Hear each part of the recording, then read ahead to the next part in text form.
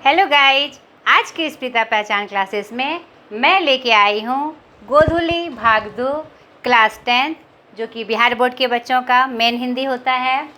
आज मैं काव्यखंड के बारे में बताऊँगी क्योंकि कविताएं जो 3-4 पद हैं, जैसे रसखान के पद, मंझन के कड़वक आदि, यह सब आपको समझाना पहले ज़्यादा आवश्यक है। गद्य खंड आप पढ़ के भी समझ सकते हैं, तो मैंने सोचा कि पहले मैं काव्यखंड ख़त्म करूं। ठीक है बच्चे, तो आज के इस काव्यखंड में पाठ 2 रसखान के पद, जो कि रसखान रचनावली से संकलित है। आज हम जानेंगे कवि परिचय, पद परिचय और फिर इसका प्रश्न अभ्यास। ठीक है, तो नाउ मैं स्टार्ट करती हूँ। कवि परिचय के रूप में रसखान के पद, तो जिसके कवि कौन है? रसखान। रसखान मूल नाम सैयद इब्राहिम। ठीक है, इनके बारे में बहुत सारी जो क्या कहते हैं जानकारियां हैं उपलब्ध नहीं है, फिर भी जितनी जानकारी उपलब्ध है उसके बारे में मैं आपको बता रही हूँ। ठीक है, इनका मूल नाम सैयद इब्राहिम था और यह सवैया छंद में सिद्ध कवि थे। इनकी भाषा ब्रज भाषा थी। इनका जन्म सन 1553 ईस्वी में हुआ था और इनके ग्रंथ, एक प्रमुख ग्रंथ, इनके 2 ही ग्रंथ उपलब्ध हैं। इनके ग्रंथ प्रेम वाटिका जो 1610 में क्या कहते हैं लिखा गया था, उससे यह संकेत मिलता है कि इनका जन्म दिल्ली के पठान राजवंश में हुआ था। बाद में जब मुग़लों का आक्रमण हुआ और दिल्ली सल्तनत हार गया तो वह भागकर, उनका पूरा परिवार कहाँ चला आया? ब्रजधाम में चला आया और वहीं से उन्होंने, पहले वो रसिक कवि थे, उन्होंने पहले लोक साहित्य की रचनाएं की और बाद में कृष्ण भक्ति के प्रति वह इतने मतलब कि प्रेमी हो गए कृष्ण के प्रति कि उन्होंने उन्हीं की रचनाएं की। ठीक है, ये भक्ति काल के निर्गुण धारा के कवि थे और यह प्रेम मार्गी सूफी कवि थे। निर्गुण धारा की 2 शाखाएं होती है, ज्ञानाश्रयी और प्रेम मार्गी। तो ये प्रेम मार्गी कवि थे, जाति से मुसलमान थे और यह सूफी कवि थे। सूफी कवि ऐसे भी प्रेम मार्गी शाखा के कवि हुआ करते हैं। और 252 वैष्णव की वार्ता जो कि ग्रंथ है साहित्य का, हिंदी साहित्य का ग्रंथ है, उससे पता चलता है कि गोस्वामी विट्ठल नाथ जी इनके गुरु थे और इन्हें वैष्णव धर्म में दीक्षित किया था और इनके अंदर शुरू से वैष्णव धर्म का जो गुण था उसमें शुरू से उन्हें लोगों को दिखाई पड़ता था, जिन्हें उन्हें पुष्टि मार्ग में दीक्षित किया। गोस्वामी विट्ठलनाथ उनके गुरु के नाम में जाने जाते हैं, जिन्होंने उन्हें क्या किया? पुष्टि मार्ग में दीक्षित किया। यह वैष्णवों का एक मतलब गुरु मतलब शिष्य बनाने की एक परंपरा है जो कि पुष्टि मार्ग में उन्होंने दीक्षित किया है। ठीक है, इनके 2 ग्रंथ उपलब्ध हैं, एक प्रेम वाटिका, दूसरा सुजान रसखान। प्रेम वाटिका में इन्होंने प्रेम निरूपण संबंधी रचनाएं की है कि प्रेम के माध्यम से कैसे किसी भी तथ्य को प्राप्त किया जा सकता है और प्रेम की क्या महिमा है, इसका वर्णन प्राप्त होता है। और सुजान रसखान में, रसखान का शाब्दिक अर्थ क्या है? रस की खान, यानी उनके अंदर हर तरह का रस, चाहे वह भक्ति का हो, चाहे वह प्रेम का हो, चाहे वह लोक साहित्य का हो, उनके अंदर निहित था। तो सुजान रसखान में कृष्ण की भक्ति संबंधी रचनाएं हमें प्राप्त होती है। ठीक है, ये इनका परिचय था। और इनकी एक और महिमा का गुणगान ये है कि भारतेंदु हरिश्चंद्र ने, ये सवैया में लिखते थे, दोहा में लिखते थे, सोरठा में लिखते थे, लेकिन जैसा सवैया छंद में इन्होंने लिखा, हिंदी में कोई भी ऐसे रचनाकार इनके बराबरी का नहीं हुआ। और कृष्ण भक्ति के प्रति इतनी ज़्यादा आस्था और इतनी अच्छी अच्छी रचनाएं इन्होंने लिखी कि भारतेंदु हरिश्चंद्र जी ने एक पद इनके बारे में कही है, इस मुसलमान कवि हरिजनन पे लाखों हिंदू वारियों। तो आप महिमा जान सकते हैं कि मुसलमान होते हुए भी कृष्ण के प्रति प्रेम, कृष्ण की भक्ति, और जहाँ कृष्ण ने जन्म लिया, जहाँ उन्होंने लीलाएं की, उनसे उनका अटूट प्रेम था। उस ब्रजभूमि से उन्हें इतना प्रेम था कि उसको उनकी एक झलक पाने के लिए वो अपना सब कुछ न्यौछावर करने को तैयार होते थे, जैसा कि पद में भी हमें प्राप्त होगा। ठीक है बेटा, तो यह उनका पूरा परिचय था हमारे रसखान जी का। जितना उपलब्ध, जितना प्रमाणित प्राप्त होता है वह मैंने कोशिश की कि आपको सारी बातें बताऊं।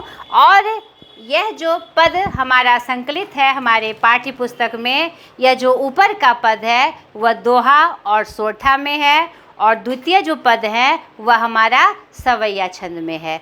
तो आप पद को पढ़कर उनकी जो लिखने की शैली है उससे आप खुद बहुत प्रभावित होंगे। तो पंक्ति के माध्यम से हम जाने कि इस पद में उन्होंने क्या संकेत दिया है और क्या बताना चाह रहे हैं।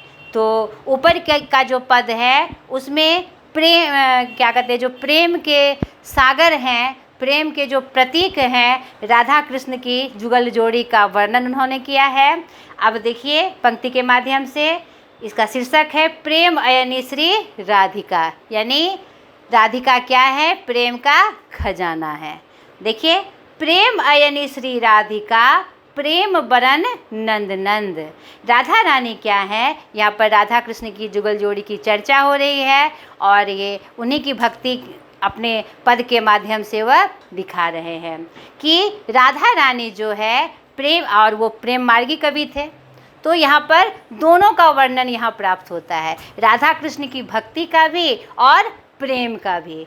तो प्रेम की रानी खजाना कौन है भाई, किसको बताया गया है, राधा रानी को।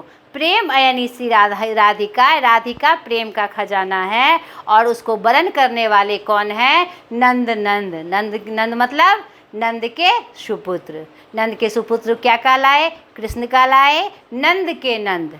ठीक है, प्रेम वाटिका के दो माली मालिन द्वंद। यह जो प्रेम वाटिका है, कृष्ण राधा क्या है, उसके माली और मालिन है। मोहन छवि रसखानी लखी अब दृग अपने नाही। अब यहाँ कृष्ण के प्रति असीम भक्ति और असीम प्रेम का परिचय देते हुए यह पंक्ति कह रहे हैं कि जब से रसखान ने मोहन की छवि को देख लिया है, उसकी आंखें उनकी नहीं रही। अब ये जो पलकें हैं, ये जो आँखें हैं, ये जो आँखें हैं रसखान जी की, उनकी नहीं रही। कब से, जब से उन्होंने मोहन की छवि को देख लिया है, मोहन के रूप को देख लिया है। अच्छे आवत धनुष से छूटे सर से जाहें। जैसे तरकस से तीर छूट जाता है और फिर वह वापस नहीं आता, उसी तरह मेरा जो मन रूपी क्या कहते हैं, मन है जो मेरा, वह मन रूपी तीर जो है वह कृष्ण की तरफ चला गया है, अब वह वापस नहीं आ सकता। मोह मन मानिक ले गयो चिते चोर नंद नंद। ये जो मेरा मन रूपी मानिक था, जो कीमती मेरा जो मन था, हृदय था, उसे कौन चुरा के ले गए, वह नंद के नंद, वह नंद के जो बेटे हैं, कृष्ण हैं, उन्होंने ही मेरे चित्त को, मेरे हृदय को क्या किया है, चुरा लिया है। अब बेमन मैं क्या करूं। आगे की पंक्तियों में अपनी अवस्था बताते हुए कह रहे हैं, बड़ा प्रेममय होकर अब मैं बिना मन के क्या करूं। परी फेर के फन, अब तो मैं फेर में पड़ गया हूँ भाई, बिना मन के मैं कहाँ जाऊँ, किधर भटकूँ। मेरे मन को किसने चुरा लिया है, उस कृष्ण ने चुरा लिया है।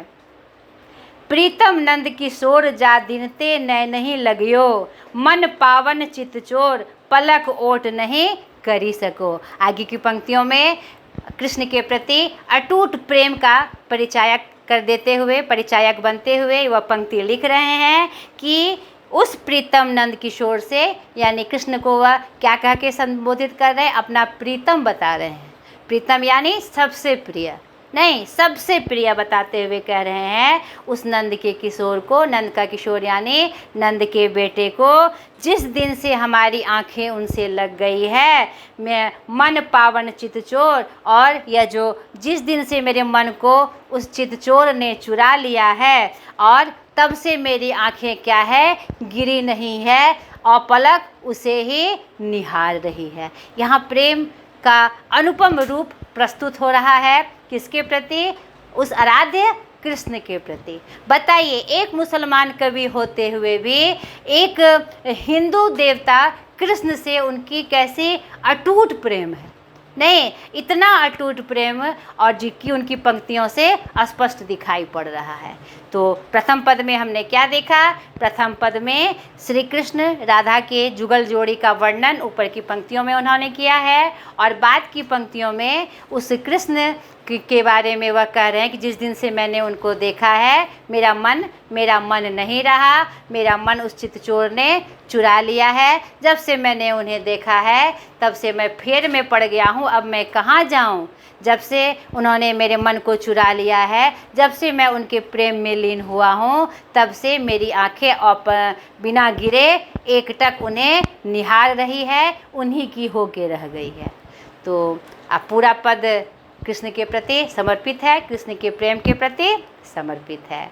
अब दूसरे पद में हम देखें जो कि सवैया छंद में है, और सवैया छंद का एक अनुपम उत्कृष्ट रूप यहाँ प्रस्तुत है। ठीक है, करील के कुंजन ऊपर वारो, इसका क्या मतलब होता है?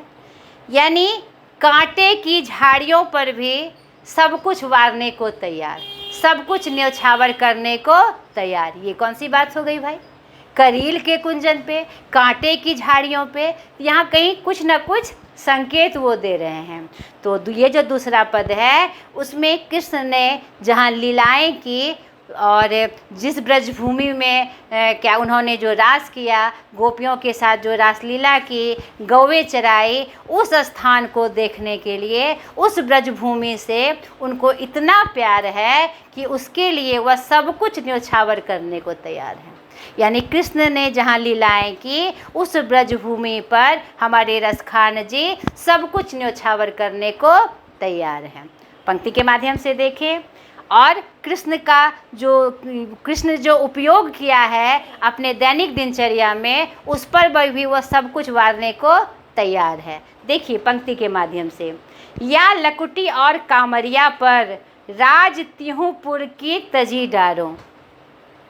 यह जो छड़ी, लकुटी मतलब छड़ी, जिसे वो गाय चराने जाते थे, हाथ में रख के गाय चराने जाते थे, और कमरिया जो कमर पे बंधा हुआ कंबल कह लीजिए, मोटा कपड़ा कह लीजिए, जो बांधे रहते थे। कवि कह रहे हैं कि उस छड़ी पर और उस कमरिया पर मैं तीनों पुर का राज वारने को तैयार हूँ। बताइए कैसा अटूट प्रेम उस ब्रजभूमि से, उस कृष्ण की उपयोग की हुई वस्तु से।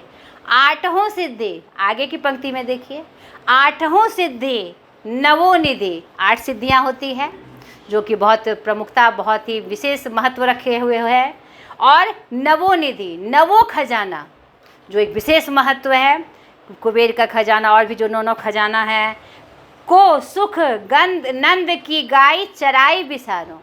यानी आगे की पंक्तियों में कह रहे हैं कि लकुटी और कांवरिया पे तो तीनों पुर का राज में वार देना चाहता ही हूँ, और 8 सिद्धि और 9 खजाना मैं किस पे वार देना चाहते हैं रसखान हमारे? नंद की गाय चराने के लिए। अगर नंद की गाय चराने का मुझे मौका मिल जाए तो मैं 8 सिद्धि और 9 खजाना वारने को तैयार हूँ। बताइए इस प्राणी में कितनी चाहत है उस ब्रजभूमि के प्रति। एक मुसलमान होते हुए भी इतना अटूट, इतना स्नेहिल प्रेम सिर्फ कृष्ण से नहीं, कृष्ण के जहाँ पर उन्होंने लीलाएं की उस ब्रज भूमि से भी अटूट प्रेम का परिचय यहाँ प्राप्त हो रहा है। आगे देखिए, रस खानी कबो इन आखिन सो ब्रज के बनबाग तड़ाग निहारो। रसखान कवि अफसोस करते हुए कहते हैं, कब मैं इन आँखों से ब्रज का वन, बाग और तालाब निहारूंगा। क्यों? क्योंकि जब वहाँ पर कृष्ण ने लीलाएं की थी, उस लीलाओं का जब प्रसंग वो सुनते हैं और वो कल्पना करते हैं तो सोचते हैं वाह, कब इन आँखों से मैं ब्रजभूमि का वह वन, वह बाग और तालाब निहार पाऊंगा जहाँ कृष्ण ने लीलाएं की। आज भी जिनकी ध्वनि वहाँ पर सुनाई पड़ती है। यह एक सच्चे भक्त की क्या कहे इच्छा है, अटूट इच्छा नहीं, जो कि एक प्रेम के परिचय के रूप में दिखाई पड़ रही है। आगे देखिए अंतिम की पंक्तियों में, कोटिक रौ कल धौत के धाम, करील के कुंजन ऊपर वारों। अंतिम की पंक्तियों में तो और भी उन्होंने स्पष्ट कर दिया कि कितने वो प्रेमी रसिक कवि हैं हमारे कृष्ण के लिए और उस ब्रजभूमि के लिए। कह रहे हैं करोड़ों करोड़ों स्वर्ग का राज वह किस पे वारने को तैयार हैं? ब्रजभूमि के कांटों के वन के लिए। बताइए, अगर कांटे का वन भी उसे मिल जाए, कांटे की झाड़ी भी अगर ब्रजभूमि की उसे प्राप्त हो जाए, तो उसके लिए वह करोड़ों स्वर्ग का राज वारने को, न्योछावर करने को तैयार है। बताइए कितना अनुपम प्रेम जो कहीं और दिखाई नहीं दे सकता है। इसीलिए रसखान जी के बारे में भारतेंदु हरिश्चंद्र जी ने शायद कहा होगा, इस मुसलमान कवि पर हरिजनन पे लाखों हिंदू वारियों। हिंदू परिवार भी इतना अटूट प्रेम उस ब्रजभूमि और कृष्ण से शायद ना रख पाए। ठीक है, इस दोनों पद की व्याख्या मैंने आपके सामने स्पष्ट की। अब इस वीडियो का अंतिम भाग, इसका प्रश्न अभ्यास जो मैं बताती हूँ, जो आपको सहायक बनेगा आपको आंसर करने में। छोटा छोटा प्रश्न है। पहला प्रश्न है, कवि ने मालिन मालिन किन्हें और क्यों कहा है? तो स्पष्ट है, कवि ने माली मालिन कृष्ण और राधा को कहा है। और वह क्यों कहा है? क्योंकि उन्होंने प्रेम रूपी वाटिका की चर्चा की है और उनका कहना है इस प्रेम रूपी वाटिका के राधा रानी क्या है? खजाना है, और उसको बरन करने वाले कौन है? कृष्ण है। इसीलिए उन्हें क्या कहा गया है? माली मालिन कहा गया है कि इस प्रेम रूपी वाटिका के रक्षक राधा कृष्ण ही हो सकते हैं। दूसरा, द्वितीय दोहे का काव्य सौंदर्य स्पष्ट करें। अभी तुरंत मैंने द्वितीय दोहे की व्याख्या की, आपने उसमें देखा कितने सुंदर तरीके से सवैया छंद में उन्होंने अपनी बातों को स्पष्ट किया है। लिखा हुआ है कि उस ब्रजभूमि पर सब कुछ न्योछावर करने को तैयार है, और उन्होंने जो शब्दों का चुनाव किया और जो उदाहरण का चुनाव किया उन्होंने, जो अपने आप में बहुत ही आकर्षक और अनुपम है। तो व्याख्या से आपने जाना, उसी के अनुसार आपको उसका सौंदर्य स्पष्ट करना है। ठीक है। तीसरा, कृष्ण को चोर क्यों कहा गया है? कवि का अभिप्राय स्पष्ट करें। यहाँ पर हमने प्रथम पद में देखा कि कृष्ण को चोर कहा गया है, चित्त का चोर, हृदय का चोर, यानी वह क्या है? चित्त को चुराने वाले। उनका रूप इतना मनोहारी है, इतना आकर्षक है कि वह किसी के भी चित्त को, हृदय को अपने आप हमें क्या लगता है कि उन्होंने चुरा लिया। तो कृष्ण यहाँ पर कवि का अभिप्राय उनको चिढ़ाने का नहीं है, उन्हें चोर साबित करने का नहीं है, कि उनके अनुपम रूप का बखान करने का है कि जिसने भी उनके रूप को दिखा वह खुद ब खुद उसके क्या कहते चित्त को चुरा लेते हैं। ऐसा उनका अनुपम रूप है। चौथा है, सवैये में कवि की कैसी आकांक्षा प्रकट होती है? भावार्थ बताते हुए स्पष्ट करें। तो ये द्वितीय पद के बारे में कहा गया है, क्योंकि मैंने बताया कि द्वितीय पद सवैया छंद में है। तो सवैये छंद में कैसी आकांक्षा व्यक्त हुई है? हमने व्याख्या में देखा कि उस ब्रजभूमि पर उनकी लकुटी और कमरिया पर वह तीनों पुर का राज बारने को तैयार हैं। आठों सिद्धि, नवों निधि नंद की गाय चराने पर वारने को तैयार हैं। और अगर ब्रजभूमि की कांटे की झाड़ भी उसे मिल जाए तो करोड़ों स्वर्ग का सुख त्यागने को वह तैयार है। ठीक है। व्याख्या करें। मन पावन चित चोर, पलक ओट नहीं करी सको। और दूसरा है, रसखानी कवोइन आखिन सो, ब्रज के बनबाग तड़ाग निहारो। तो मैंने आपको बताया है इस प्रकार का जब प्रश्न हो, आशय स्पष्ट करे, व्याख्या करे, अर्थ बताए, भावार्थ बताए, तो हम सबसे पहले क्या करते हैं, पाठ का परिचय देते हैं, कवि का परिचय देते हैं, फिर पंक्ति का परिचय देते हुए भाव स्पष्ट करते हैं। जैसा पहला मन पावन चित्तचोर रसखान कवि के पहले पद से ली गई है, जो उन्होंने दोहा छंद में लिखा है। इसमें कृष्ण के प्रति अटूट भक्ति और उनके मनोहारी रूप को बताते हुए वह कह रहे हैं कि जिस दिन से मेरी आँखों ने कृष्ण के रूप को देखा है, तब से मेरा जो मन है उस कृष्ण ने चुरा लिया है, उस चित्तचोर ने चुरा लिया है, और जिस दिन से चुराया है मेरी आँखें एकटक उन्हीं को निहार रही है, मेरी पलकें एक बार भी नहीं गिरी है। तो इस पंक्ति के माध्यम से कृष्ण के प्रति अपार प्रेम और उनके रूप के प्रति अपार आकर्षण का बोध वह इस पद के माध्यम से करा रहे हैं। ठीक है। द्वितीय है, जो कि द्वितीय पद से लिया गया है। प्रस्तुत पंक्ति रसखान के द्वितीय पद से ली गई है। यहाँ पर वह ब्रजभूमि के प्रति अटूट प्रेम, अपार प्रेम का रूप दिखा रहे हैं, और अंत में पंक्तियों के माध्यम से वह स्पष्ट कर रहे हैं कब मैं उस ब्रजभूमि का जो अपनी आँखों से वन देख पाऊँगा, बाग देख पाऊँगा, उस तालाब को निहार पाऊँगा जहाँ कृष्ण ने लीलाएं की। और ब्रजभूमि से उनका अटूट प्रेम इस पद के माध्यम से प्रतीत होता है, दिखाई पड़ता है। ठीक है। अब कविता के आसपास में कुछ एक्टिविटीज़ हैं जो कि आपको करके इस संदर्भ में आपको जानकारी प्राप्त करनी है। अब हम ग्रामर पोर्शन में आ जाएं। भाषा की बात। पहला है, समास निर्देश करते हुए निम्नलिखित पदों के विग्रह करें। समास क्या होता है? जब कुछ शब्द या पद अपनी विभक्ति को छोड़कर आपस में मिल जाए तो उसे हम क्या कहते हैं? समास कहते हैं। समास मुख्यतः 6 हैं, ये ग्रामर में आपने पढ़ा होगा। ठीक है। अब समास कौन सा समास है यह बताना है। प्रेम अयनी, तो अगर आपने समास पढ़ा होगा तो आप जान रहे होंगे कि जिसमें यह योजक चिन्ह हो और प्रेम अयनी, यानी प्रेम और अयनी दोनों पद का अपना अपना महत्व है। तो यह मेरा कौन सा समास होगा? द्वंद्व समास होगा। प्रेम वरण, प्रेम को वरण करने वाले, जिसमें कारक चिन्हों का प्रयोग होता है।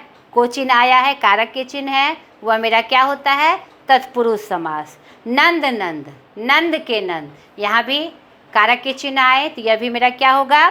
तत्पुरुष होगा। प्रेम वाटिका, प्रेम की वाटिका, यह भी क्या होगा? मेरा तत्पुरुष। माली मालिन, यहाँ भी योजक चिन्ह का प्रयोग है, दोनों पद प्रधान है, यह मेरा द्वंद्व समास होगा। रस खानी, रस की खानी, तो यह मेरा क्या होगा? तत्पुरुष होगा। चित्त चोर, चित्त को चुराने वाला, को चिन्ह आया है तो यहाँ पर एक संबंध वाला है, संबंध तत्पुरुष है, तो यह भी मेरा तत्पुरुष समास होगा। मन मानिक, मन रूपी मानिक, यहाँ पर भी आपका क्या है? तत्पुरुष समास है। मन रूपी मानिक, कर्मधारय समास, यहाँ पर विशेषता बतलाई जा रही है, यहाँ पर आपको उपमा दी जा रही है, मन रूपी मानिक नहीं, तो यह मेरा क्या हो जाएगा? कर्मधारय समास। बेमन, बिना मन के, यहाँ पर भी क्या दिया जा रहा है? उपमा दी जा रही है, यह भी मेरा क्या है? कर्मधारय समास है। नवोनिधि, नवनिधि, यहाँ पर संख्यावाची है, तो संख्यावाची समास क्या होता है? द्विगु समास होता है। आठों सिद्धि, यहाँ पर भी संख्यावाची है, यह भी मेरा क्या होगा? द्विगु समास होगा। वन बाग, वन और बाग, यानी वन भी प्रमुख है और बाग भी प्रमुख है, योजक चिन्ह नहीं है, लेकिन यह कौन सा समास होगा? द्वंद्व समास होगा। तिहुपुर, तीनों पुर, यहाँ भी क्या है? हमारा संख्यावाची है, इसीलिए क्या मेरा होगा? द्विगु समास होगा। अब दूसरा, निम्नलिखित के 3 पर्यायवाची शब्द लिखे। राधिका, नंद नंद, राधिका, जिसको हम क्या कहते हैं? ब्रिजवासिनी, कृष्ण क्या कहते हैं? कृष्ण प्रिया कहते हैं ना। क्या कहते हैं? उनके पिता का नाम वो किस रूप में नाम जाना जाता है उनका? कृष्ण प्रिया, राधिका, राधे नाम से उनको जाना जाता है। नंद के नंद किसे कहा गया है? कृष्ण को कहा गया है। कृष्ण के तो बहुत सारे नाम हैं, गोपाल, कृष्ण, नटवर आदि।